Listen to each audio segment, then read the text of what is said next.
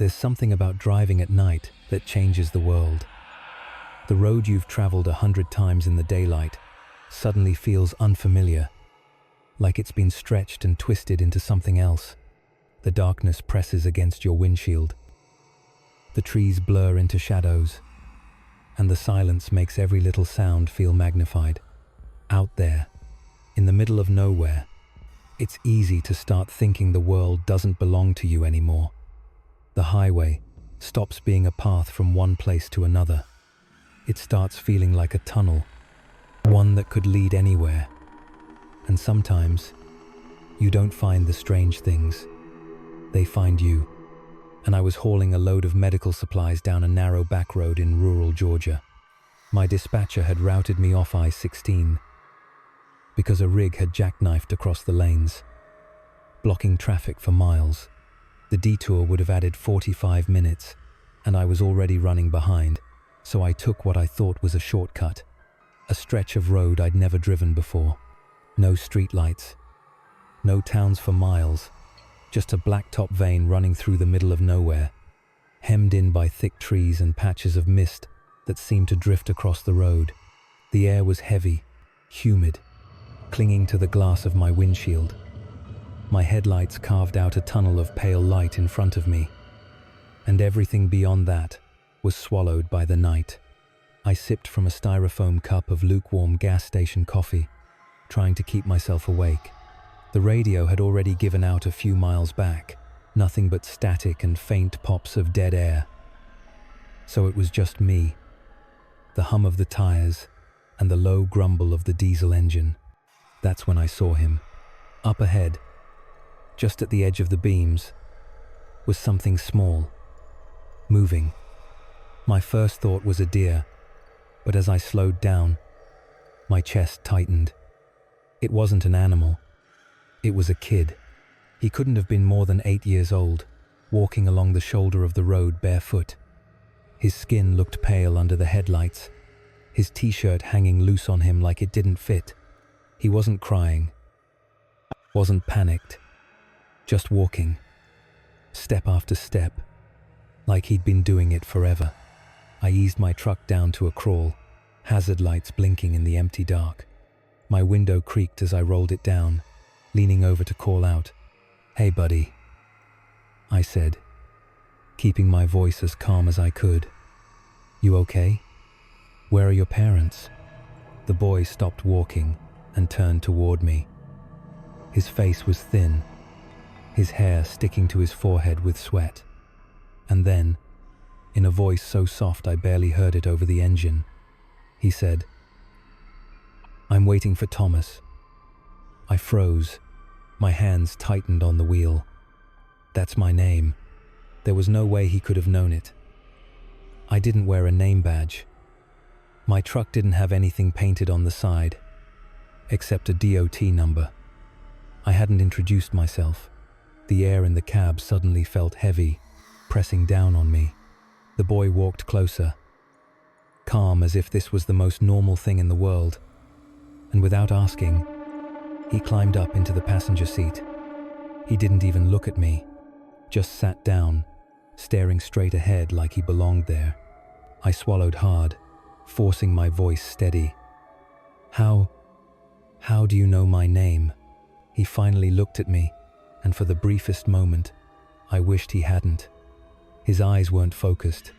They weren't looking at me so much as through me, like I was just something in the way of whatever he was really seeing. "You're the one who always helps people," he said. The words chilled me more than the night air pouring in through the open window.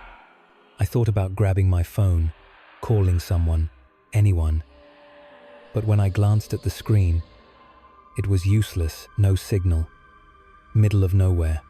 I shoved it back into the cup holder and gripped the wheel again, starting the truck forward with the kid beside me. For miles, he said nothing, just stared straight ahead. The only sounds were the engine and the occasional squeak of the seat springs as we hit bumps in the road. I couldn't stand the silence anymore. "What's your name, kid?" I asked. He blinked slowly, then turned his head just enough to look at me. "I don't remember." But I remember you. A chill swept through me, and my stomach knotted. I flicked on the radio just to break the silence, but it was dead. Every station, even NOAA, weather bands, static. That had never happened to me before, not on any stretch of road. We passed a green highway sign not long after. The reflective letters glowed in my headlights. Hemlock Ridge, population 162. The name struck me, but I kept driving. Later, I'd find out that town doesn't exist on any Georgia map.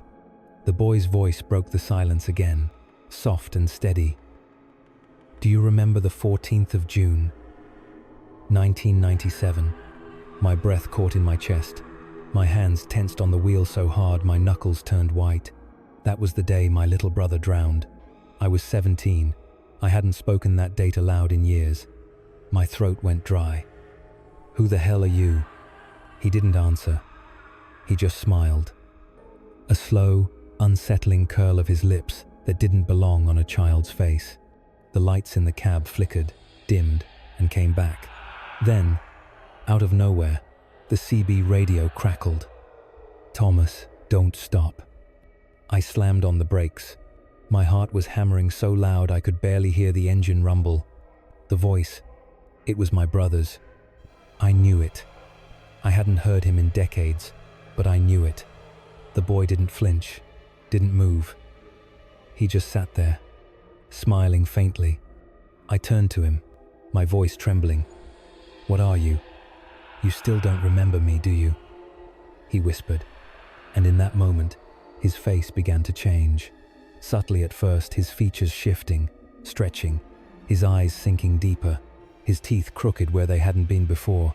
Not older, not aged, just wrong. My chest seized with panic. I shoved open the door and nearly fell into the ditch, grabbing my flashlight from the side panel. The beam shook in my hands as I pointed it back toward the cab. The passenger seat was empty. I scrambled back inside, my pulse pounding in my ears. The smell of ozone lingered in the cab, faint but sharp, like the air before a lightning strike. I knew I hadn't imagined it. That's when I noticed something on the dash, a piece of paper. Crayon marks scratched across it. A drawing. It was me standing next to my truck, and beside me, the boy, his body drawn in clumsy crayon lines, his face blank, just a pale oval with no features. I tried the ignition. Nothing. Tried again. Dead. The lights flickered once, twice, and then the cab went dark. My phone screen wouldn't even light up. It was as if everything electronic had been drained of life.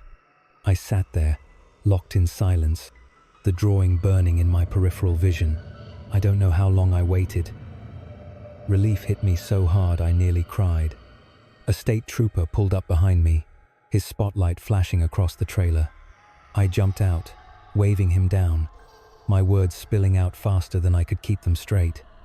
There was a kid, I said. He knew things. He knew my brother's name.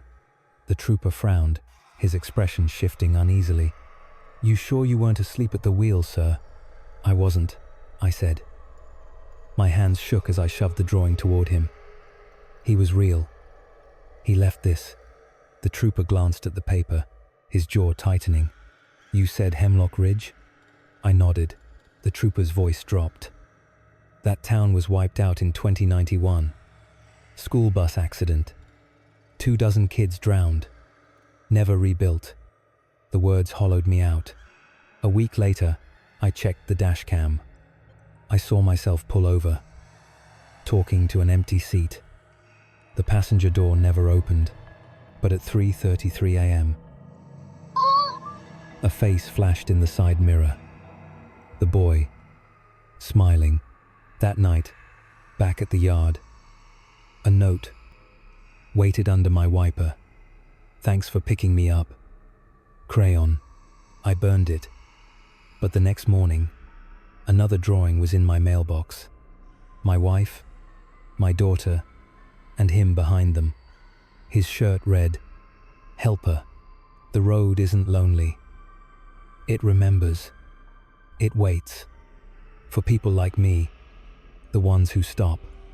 But I'll never stop again, because whatever I picked up that night, it followed me home, and now it knows where I live.